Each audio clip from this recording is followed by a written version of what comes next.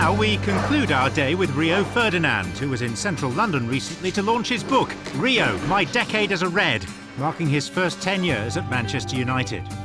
Premier League players are well used to signing autographs for fans, but even stars like Rio have rarely done so on this scale, with 1,000 copies in need of his personal touch. I'm making it look easy, man. I'm even doing it cool, hand in my pocket and stuff. A lot of the independent stores have asked for books to be signed and stuff, so we kindly obliged. I sorted out my signature to be nice and short and sweet, so it only says Rio, so it's quite easy and quite self-explanatory. The publication is a picture book with still images taking readers through the twists and turns of Ferdinand's career, including links to interactive content. That's particularly appropriate for Rio, who enjoys a huge profile on social media. For the publishers, that makes him a great client. The feedback that we've had at various slots of Twitter feeds or press releases or whatever. And actually he was in Sydney last week, the week before, with our sister company in Australia. And it was described to us, it was a bit like Beatlemania there in one of the book signings that he was doing. It was, the anticipation was great. Few will have anticipated the book more keenly than Jamel McFarlane from Kent. The 17-year-old won the competition run on Rio's website to identify his greatest superfan. Jamel is a centre-back himself, and his entry earned him the chance to meet his hero in Manchester earlier this year and to attend the London launch. I wrote that Rio has inspired me to become a good football player and inspired me to be commanding on the field, but also to believe in other people around me and to support the teammates so that when we're playing football we can make it a success. Manchester United's success on the pitch ensures thousands of images are snapped at every match. That means there are countless shots out there of Ferdinand in action for Manchester United.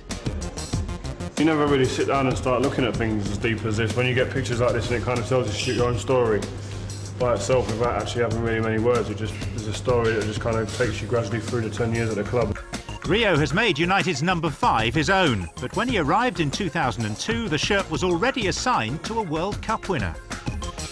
I said to the manager, can I wear the number 5, please?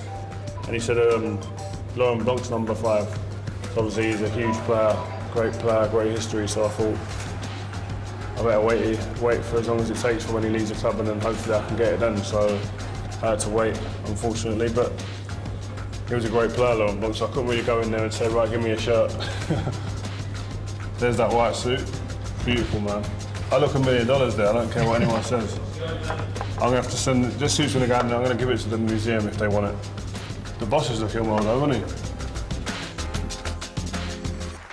The highlight of the day was a 1-hour question and answer session for Ferdinand, hosted by Leon Mann, with invited guests and some celebrity admirers. All you've ever wanted as a fan of any club is that your players play for the club, but they also understand that they're playing for you. That they understand the time and the devotion you give as a supporter, the disappointment, the euphoria. They wear the shirt, I mean it's a cliche but it makes sense, to wear the shirt with pride, and I think Rio has epitomised that. That pride was clearly evident in January 2006 when Ferdinand scored a last-minute winner against Liverpool. Manchester United and Liverpool is just like a huge rivalry, and it's our biggest rival in terms of the success that Liverpool had in the 80s and 90s, or the 80s more, and then Manchester United became successful and the rivalry was just huge. So to score a goal like that, a last-minute winner in the Stretford end, is just like, you explode, man. And if you could, I said before, if you can kind of bottle that emotion, you'd be a very, very rich man. Growing up, Ferdinand's favourite player was actually a Liverpool icon, John Barnes. The former Reds midfielder saw Ferdinand's potential from an early age, and if he'd succeeded in persuading his then manager, he would have lured Ferdinand to Anfield.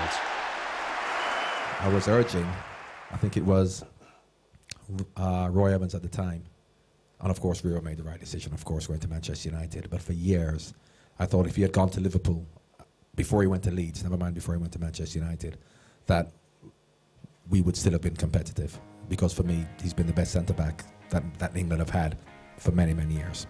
Someone well qualified to pass judgment on Ferdinand is Sol Campbell, a former international teammate who at Tottenham and then Arsenal established himself as one of the finest English centre-backs of the Premier League era.